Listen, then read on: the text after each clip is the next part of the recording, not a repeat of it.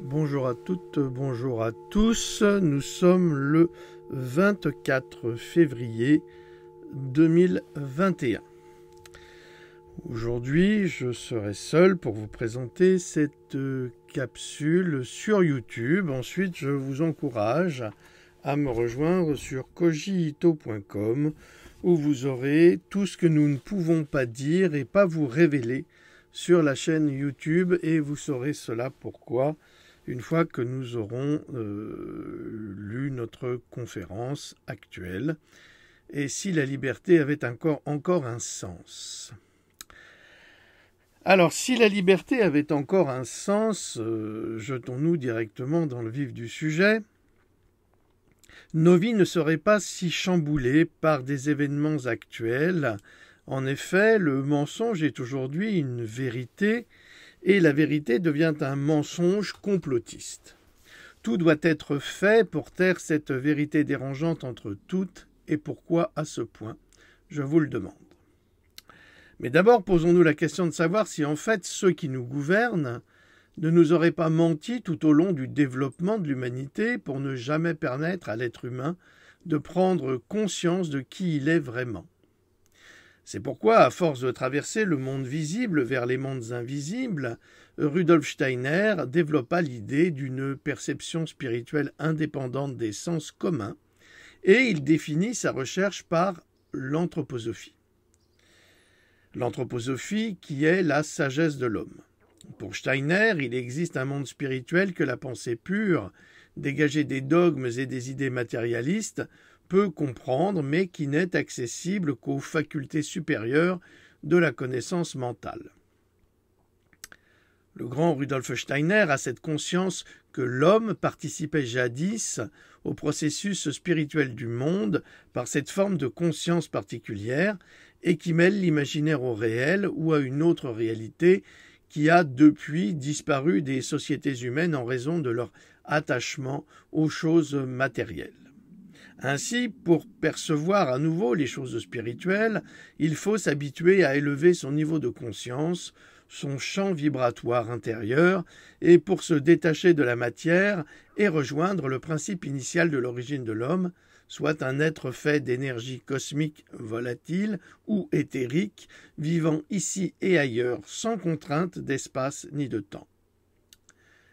Contraint de se détacher du collège de théosophie trop matérialiste et inspiré par des luttes de pouvoirs intestines, des luttes d'orgueil et de vanité, Steiner fonde la Société anthroposophique en 1912.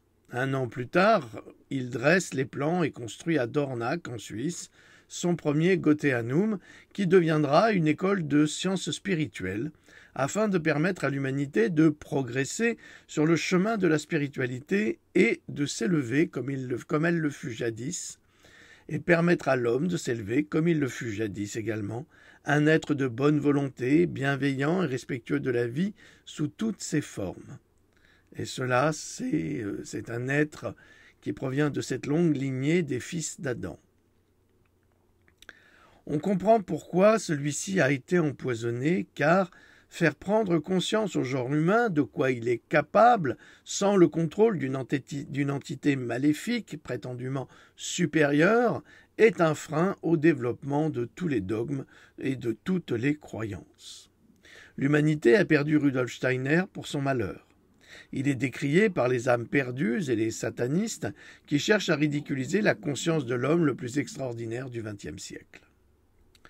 Le développement de l'espèce humaine a été jalonné par les dogmes et les croyances extrêmes. Il n'y a rien de pire qu'un ou une fanatique, quel que soit le domaine, et qui refuse tout discours contradictoire, toute opposition, même pacifique, car elles remettent en cause tous les dogmes, les cultes et les croisades. Nous sommes actuellement au cœur d'une nouvelle croisade, celle qui consiste à détruire en l'homme son esprit de réflexion et sa logique, celle d'annihiler en lui toute forme de résistance morale et humaine pour accepter toutes les horreurs médicales qui sont toutes basées sur le mensonge depuis que ce fou de Jenner a inventé un outil de destruction massive appelé la picousisation. George Orwell, qui pourrait être un des grands devins de notre civilisation contemporaine, déclarait La liberté, c'est le droit de dire aux gens ce qu'ils ne veulent pas entendre. Orwell a conçu 1984, son livre phare, si vous voulez, avec La ferme des animaux, comme un avertissement. Au lieu de cela, aujourd'hui, ce livre est utilisé comme un manuel d'instruction dystopique pour l'ingénierie sociale d'une population conforme, conformiste et obéissante à Big Brother. Pour ceux qui n'ont pas lu 1984, peut-être ont-ils vu ou lu la bande dessinée V pour Vendetta ou le film V pour Vendetta qui résume un petit peu la société vers laquelle nous tendons de plus en plus, une société où la parole sera littéralement interdite et même condamnée à mort. Et souvenez-vous que dans V pour Vendetta, il y a eu cette histoire de virus, exactement comme le coronavirus que l'on nous a imposé, et que les conséquences ont été une société hyper radicale, du genre Deuxième Reich, donc un Troisième Reich, parce qu'ils ne supportent pas, si vous voulez, les industriels aujourd'hui, ceux qui dominent le monde, ne supportent pas que l'homme puisse avoir son libre arbitre. Or, l'homme est un être souverain, qu'il ne l'oublie jamais, et les lois qui sont édictées par les ministres, par les députés et les sénateurs, qui sont des traîtres à la nation humaine, puisqu'ils édictent des lois qui vont contre justement la liberté de l'indépendance humaine, eh bien, ces lois ne sont pas à respecter par les êtres souverains. Les êtres souverains sont souverains devant Dieu et non pas devant la société. Vous pouvez devenir également un être souverain et vous détacher de ces modèles criminels qui nous sont imposés. Nous y reviendrons avec la création bientôt d'une association que je vais créer avec mon ami Giuseppe, qui est un être souverain, établi, reconnu. Et nous essaierons de faire en sorte d'aider l'humanité à ne plus se faire empapaouter comme elle l'est en ce moment par nos politiques et nos mauvais médecins. Dans un monde de plus en plus informatisé et filtré à travers le prisme de l'intelligence artificielle, nous nous trouvons désormais à la merci d'algorithmes, des algorithmes sans âme, détachés de tout affect, qui dictent les limites de nos libertés en nous imposant des codes linguistiques à respecter. Les hommes politiques se distinguent par un niveau de bêtise extraordinaire, à croire qu'ils vivent déjà dans un autre monde, le pays imaginaire de Candy où leur réalité est en complet désaccord avec la réalité terrestre. Ils sont perchés comme des corbeaux à imposer aux gens d'en bas des directives incohérentes et sans commune mesure avec la réalité physique de ceux qu'en bas vivent au quotidien. Ils sont à l'image d'une réalité augmentée par les fantasmes de l'intelligence artificielle. On pourrait même penser que nos hommes et femmes politiques ne seraient que des hologrammes de sujets vivant déjà ailleurs, car nous n'avons que très rarement accès à eux, ce qui pourrait confirmer les théories de notre ami Rock Socker que nous vivons dans une matrice informatique artificielle où tout n'est qu'illusion. Pourtant, lorsque je me coupe, lorsque je saigne, lorsqu'une personne dit des horreurs qui me heurtent, elle me blesse, je ressens physiquement et intérieurement la souffrance. Est-ce toujours une illusion ?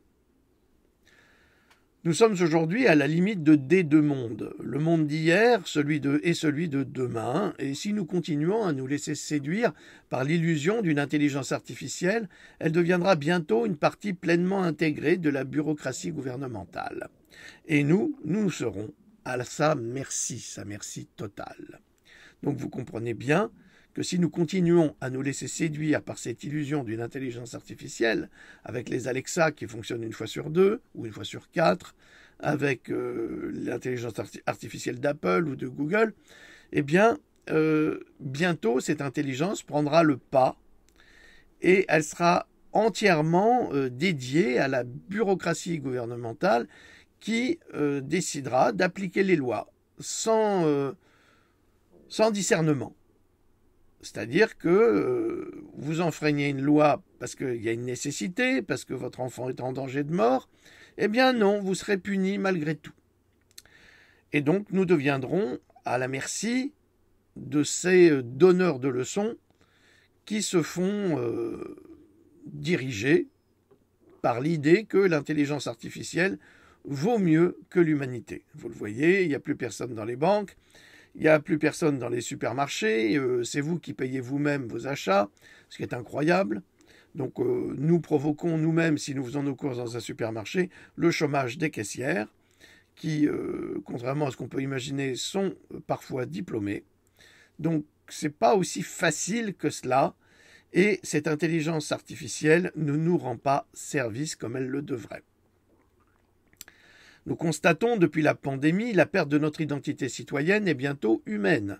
Nous serons sans nul doute dans les années à venir les esclaves obéissants des grands industriels de la planète qui agissent contre les intérêts humains en détruisant systématiquement notre belle terre pour la laisser à d'autres en nous faisant miroiter que l'herbe est plus verte sur Mars, une planète morte sur laquelle on envoie une sonde, pour vérifier s'il y a de l'eau. Alors que les enfants du Sahel crèvent de soif et que personne ne se donne la peine de forer le sol et de créer des puits pour leur permettre de vivre. Où est la logique ? Le tiers du budget alloué à l'Afrique permettrait de sauver des milliers de personnes assoiffées, voire des millions. Mais non, l'humanité est destinée à mourir de la plus terrible des manières, puisqu'elle est vouée à aller dans l'espace, conquérir l'espace. Donc, nous constatons depuis la pandémie la perte de notre identité citoyenne et bientôt humaine, et nous serons sans nul doute dans les années à venir les esclaves obéissants des grands industriels de la planète qui agissent contre les intérêts humains en détruisant systématiquement notre belle terre, notre biotope, pour la laisser à d'autres en nous faisant miroiter que l'herbe est plus verte sur une autre planète pour abandonner le paradis qui nous a été offert par le Tout-Puissant. Il y aura donc peu de recours car nous serons soumis au jugement intransigeant des technodirigeants. Cela commence et cela va s'accélérer si nous ne nous opposons pas à ce nouvel esclavage qui fonctionne uniquement avec notre consentement. Il faut en effet, et je reprends à nouveau Rock Soccer sur ce point, sortir de cette matrice artificielle. Comment sommes-nous tombés si bas ? Souvenez-vous, cela a commencé avec les censeurs qui s'en sont pris à des opposants au système et qui ont été considérés et jugés comme des extrémistes.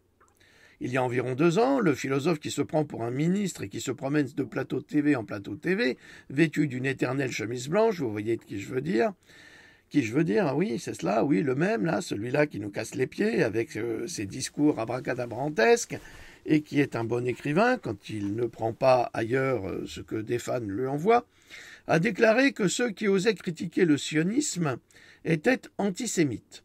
Il englobait dans son discours imbécile, et malgré lui, pratiquement toute la communauté juive de New York qui est contre l'État d'Israël, donc contre l'État sioniste, pour des raisons d'eschatologie que je ne développerai pas ici, englobant également tous les historiens éveillés qui n'avaient soudain plus le droit de parler d'histoire et de l'histoire juive, ni de la Seconde Guerre mondiale, sans être critiqués, voire insultés d'antisémites par un extrémiste bontin ayant les faveurs d'un pouvoir mythomane qui ne souhaite que la destruction de toute forme d'opposition, soit la destruction de la vérité.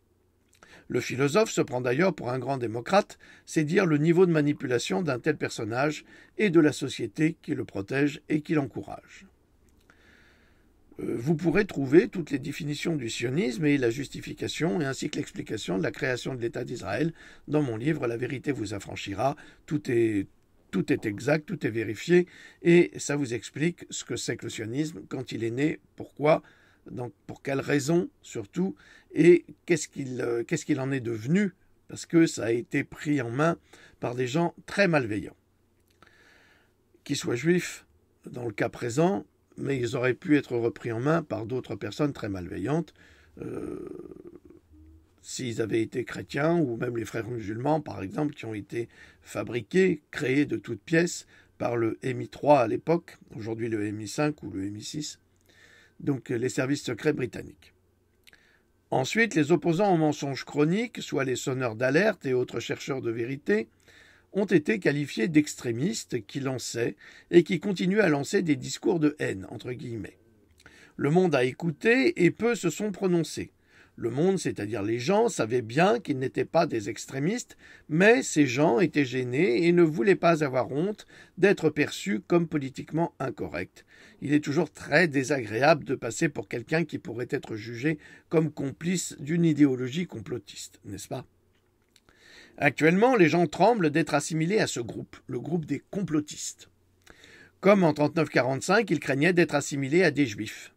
Ils préfèrent aujourd'hui être désignés comme des crétins plutôt que des complotistes, car ce serait être un ennemi de l'État, le fameux État-providence qui ne l'est plus depuis longtemps, puisqu'il devient un nouvel État nazi, mais attention, faut pas le dire.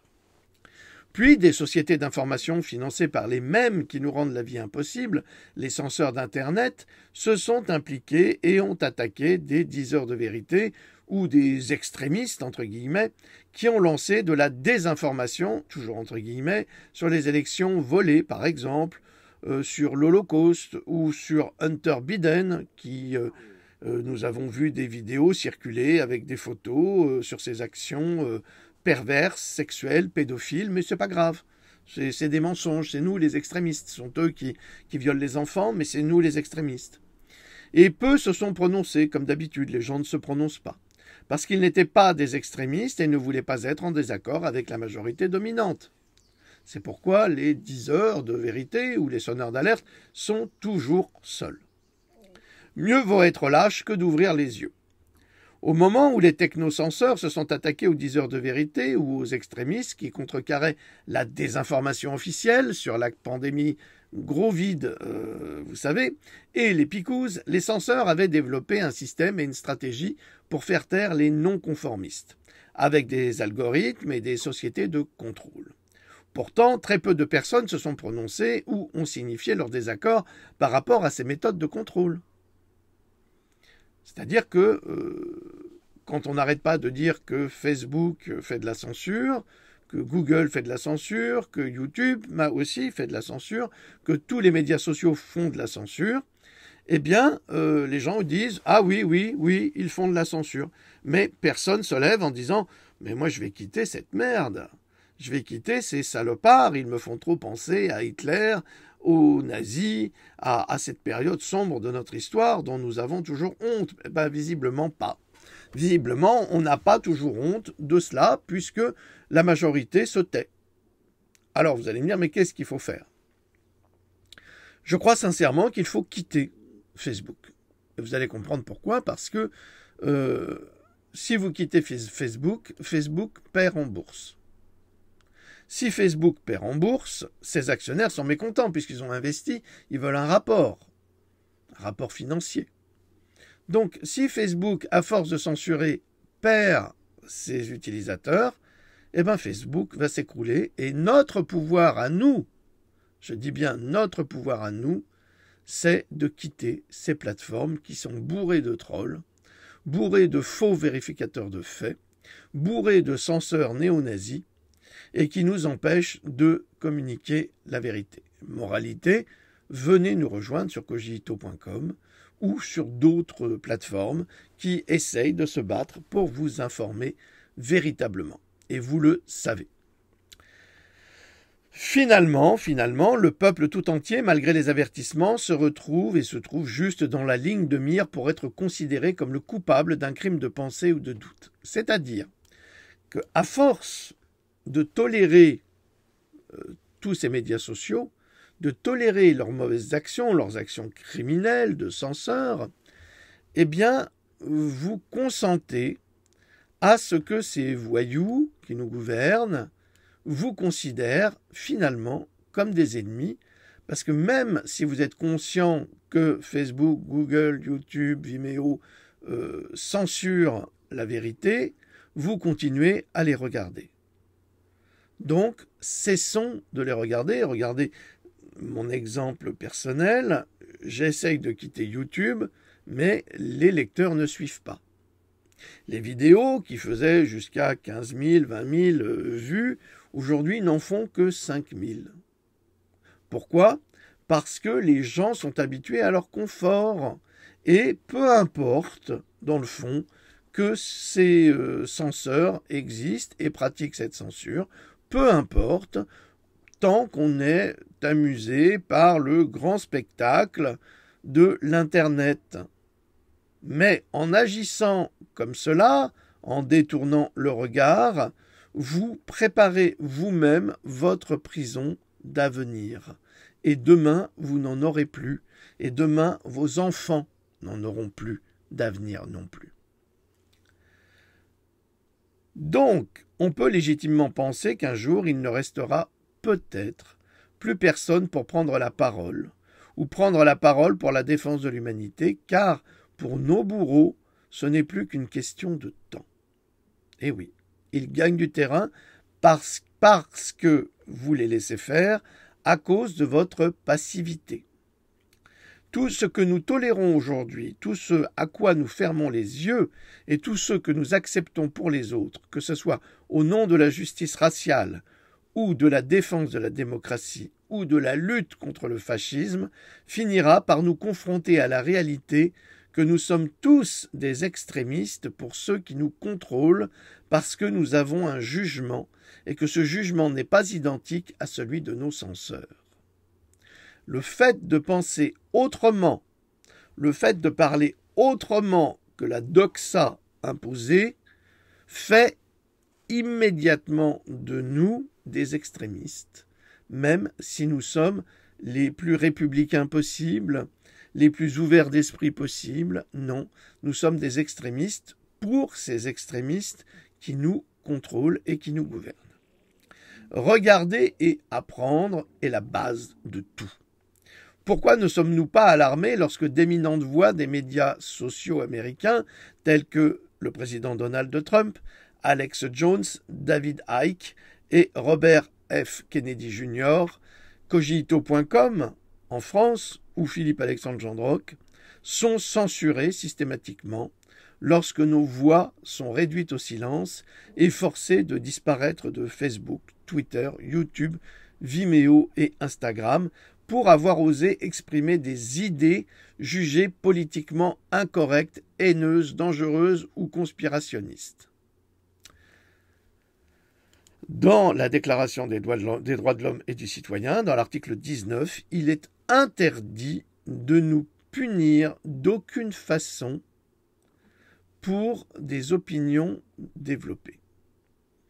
Or, l'État, qui est dirigé par l'industrie, ne déclare pas que c'est interdit, mais donne l'autorisation aux industriels qui ne veulent pas que la vérité se sache de pratiquer eux-mêmes la censure.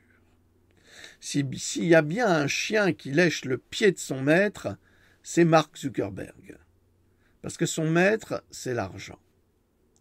Et donc, pour lécher les pieds de son maître, qui entraînait dans la merde ou je ne sais quelle fange, eh bien, il est prêt à toutes les censures, et c'est exactement ce qui se produit aujourd'hui. Il en va de même pour Google, il en va de même pour YouTube, il en va de même pour tous les grands réseaux sociaux. Nous devons apprendre à nous en séparer. Et plus nous nous en séparerons, moins ces gens-là auront de pouvoir. Et je vous annonce que je vais bientôt faire sauter ma chaîne Facebook. Tant pis, plus de Gendroc sur Facebook, ça m'est complètement égal. Les trolls pourront s'en donner à cœur joie. Donc je vais disparaître, en tous les cas, ne plus rien poster sur ce média technofasciste. La question n'est pas de savoir si le contenu du discours est légitime. Le problème est ce qui se passe après que ces cibles importantes, donc celles que j'ai nommées, soient muselées. Que se passe-t-il une fois que les technocenseurs des entreprises se retournent vers le peuple ? C'est la censure des idées, soi-disant illégitimes, qui aboutit à la suppression de la vérité et à la limitation des droits fondamentaux. Finalement, comme l'a prédit George Orwell, dire la vérité deviendra un acte révolutionnaire. La Maison-Blanche demande aux entreprises actuellement, des entreprises de médias sociaux, de réprimer les bavardages qui s'écartent des informations Covid-19. Officiellement, bien sûr, distribuées dans le cadre de l'effort de guerre du président Biden pour vaincre le coronavirus. Un haut responsable de l'administration a déclaré à Reuters que l'administration Biden demandait à Facebook, Twitter et Google de contribuer à empêcher les craintes anti-vaccinales de devenir virales, car la méfiance à l'égard des inoculations apparaît comme un obstacle majeur dans la lutte contre le virus mortel. J'ajouterai que ça peut être un obstacle majeur dans le commerce de ces picousses. Deux points ouvrez les guillemets, la désinformation qui cause l'hésitation à la vaccination va être un énorme obstacle à la vaccination de tout le monde et il n'y a pas d'acteur plus important que les plateformes de médias sociaux, a déclaré la source de la Maison-Blanche à l'agence de presse. Qu'est-ce que ça veut dire? Ça veut dire que si des médecins, des chercheurs, des scientifiques, des biologistes, des immunologistes offre des résultats scientifiques qui indiquent que, par exemple, certaines picoosisations sont dangereuses ou ne servent à rien, eh bien, ces gens-là sont considérés comme des extrémistes. Ils n'ont pas le droit. Et vous qui diffuserez ces informations, vous serez considérés comme le relais de ces extrémistes. Il est interdit de dire la vérité scientifique si elle peut nuire à l'industrie. C'est ça que cela veut dire. Et aujourd'hui, le président américain, je n'ose pas l'appeler le président américain parce que c'est un fraudeur, c'est un tricheur, c'est un menteur, c'est un manipulateur. Eh bien, ce président-là a le culot de tenir ce discours qui a été tenu de la même façon lorsqu'il a dit « Nous leur parlons pour qu'ils comprennent l'importance de la désinformation et comment ils peuvent s'en débarrasser rapidement », a ajouté cette source. Cela veut donc dire que le gouvernement américain, qui n'a pas le droit d'interdire la liberté d'expression, se charge de mandater des entreprises privées pour que celles-ci appliquent la censure et condamnent toute forme de liberté d'expression. Or, c'est dans le débat que jaillit la vérité. Ce n'est pas dans les mensonges de l'un ou les mensonges de l'autre, ce n'est pas dans les manipulations de l'un ou les manipulations de l'autre. La science, la vraie, est toujours une vérité, et si on ne peut pas en parler, cela veut dire qu'elle est dangereuse, mais dangereuse pour qui? Pour l'humanité ou pour les industriels? L'agence Reuters, je vous le rappelle, qui est sponsorisée largement grâce au fonds de la fondation Bill et Melinda Gates, a rapporté que la grosse bedaine, préoccupée par le fait que la peur de prendre le vaccin est apparue comme un obstacle majeur au plan pandémique de son administration, qui réclame l'aide des manias des médias sociaux pour empêcher que la désinformation ne devienne virale. Il a déclaré « L'hésitation à l'égard des vaccins est un énorme obstacle à la vaccination de tout le monde et il n'y a pas d'acteur plus important que la plateforme des médias sociaux. » Alors, déjà, l'hésitation à l'égard des vaccins est un énorme obstacle à la vaccination pour tout le monde. Ça veut dire que l'objectif est de vacciner la population mondiale. Mais la question que nous devons nous poser, c'est pourquoi cette insistance pour vacciner la population mondiale et contre quoi? Ça, ce sont des réponses que vous aurez sur cogito.com puisque sur YouTube, nous n'avons pas le droit d'en parler. Le chef d'état-major de Biden, Ron Klain, avait précédemment déclaré que des informations mettant en cause le vaccin Covid avaient amené d'autres personnes à remettre en question le vaccin. Tout le monde a lu dans la presse française que des hôpitaux et des cliniques dans le nord de la France, nord-ouest de la France, ont déclaré forfait quant à la vaccination d'AstraZeneca. Pourquoi? Tout simplement parce qu'il y a eu beaucoup d'accidents vaccinaux et cela ne peut être contesté. Ça a été publié par la presse officielle, donc si YouTube considère que c'est du complotisme, alors dans ce cas-là, il justifie que c'est un média technofasciste qui ne supporte pas la moindre contradiction et la moindre vérité, même journalistique, qui, la plus claire du temps, soutient justement des menteurs. Mais les nouvelles de Washington, la semaine dernière, ont été le premier signe que les responsables sont directement engagés avec la Silicon Valley dans la censure des utilisateurs des médias sociaux, selon Reuters. Donc la Silicon Valley, c'est toutes les entreprises de médias sociaux, et c'est même Apple, c'est Microsoft, c'est tous ces gens-là. Voici le point que nous devons soumettre ici.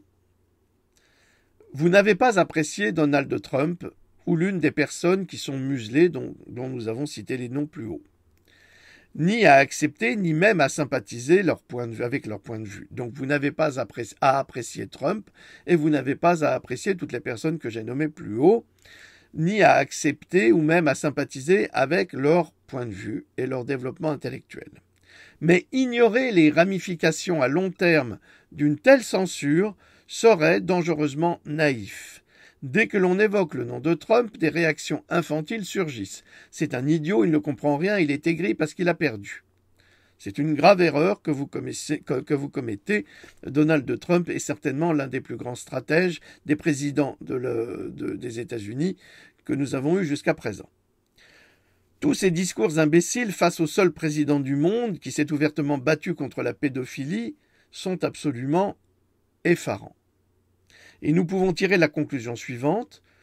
Toutes les personnes connues qui ont ouvertement critiqué Donald Trump sont liées, de près ou de loin, à ces odieux trafics humains.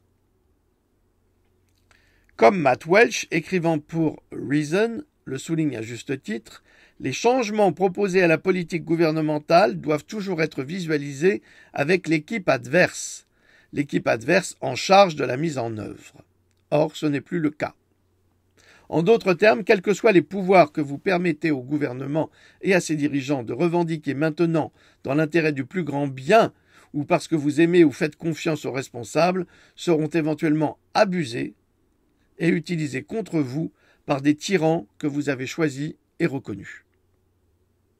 Comme l'écrit Glenn Greenwald pour The Intercept, l'erreur flagrante qui se trouve toujours au cœur des sentiments pro-censure est la croyance crédule et illusoire selon laquelle les pouvoirs de censure ne seront déployés que pour supprimer les opinions que l'on n'aime pas, mais jamais les opinions personnelles. Facebook n'est pas un parent bienveillant, gentil, compatissant, ou un acteur subversif et radical qui va encadrer notre discours pour protéger les faibles et les marginaliser ou servir de noble frein aux méfaits des puissants. Non. Facebook va presque toujours faire exactement le contraire. Protéger les puissants de ceux qui cherchent à dénoncer leurs crimes tout en rejetant leur orthodoxie. Les géants de la technologie, comme toutes les entreprises, sont tenus par la loi d'avoir un objectif primordial, maximiser la valeur pour les actionnaires. Ils vont toujours utiliser leur pouvoir pour apaiser ceux qui, selon eux, exercent le plus grand pouvoir politique et économique. En clair, faire chuter l'action Facebook, c'est garantir la vérité. Utiliser Facebook, c'est valoriser son capital et le mensonge organisé. Bienvenue à l'ère du techno-fascisme.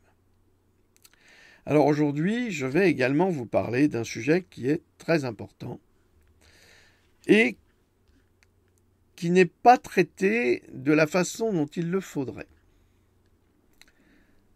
Alors je vais vous expliquer. Vous savez très bien que la situation dans laquelle nous vivons est absolument obnubilée par tout ce qui concerne le Covid-19, de toutes les manières possibles et imaginables. Mais il y a autre chose de très important qui se passe, parce que la vie ne s'arrête pas au Covid-19, comme elle ne s'est jamais arrêtée à n'importe quelle épidémie. Et ce dont nous allons parler, c'est de la guerre cosmique contre la civilisation humaine, qui est un article que j'ai traduit ce matin, très tôt, et qui a été écrit par Mike Adams, et que j'ai trouvé extrêmement intéressant parce que ça nous porte vers une autre réalité qui est présente.